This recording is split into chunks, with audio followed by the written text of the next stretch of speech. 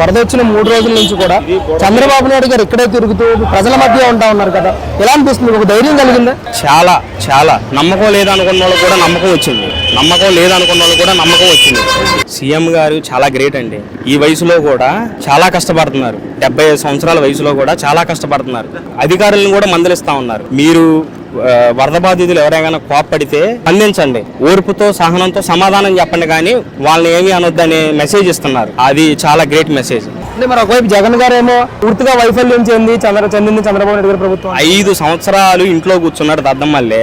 ఇప్పుడు వచ్చి మాట్లాడితే ఏముంది ఆయన? ఇప్పుడు మాట్లాడతానే అర్హుడు కాదు. ఇంట్లో కూర్చొని తాడాపల్లి ప్యాలెస్ లో కూర్చొని 100 మాట్లాడొచ్చు. ఇక్కడికి వచ్చి దిగేవాడికి తెలిసిద్ది నొప్పి. ఆయన ఏమో 74 సంవత్సరాలు 75 సంవత్సరాల వయసులో కూడా విపరీతంగా కష్టపడుతున్నాడు. రోజుకి ఇప్పుడైతే నాకు తెలిసి 18 గంటలు 20 గంటలు కూడా చేస్తున్నాడు. అక్కడ కలెక్టర్ ఆఫీస్ లోనే కూర్చుంటున్నాడు. ఆయన ఇంటికి వెళ్తలేదు. సీఎం గారు అని ఆయన ఇంటికి వెళ్తలేదు. చంద్రబాబు గారు ఇక్కడే కూర్చొని ఇక్కడే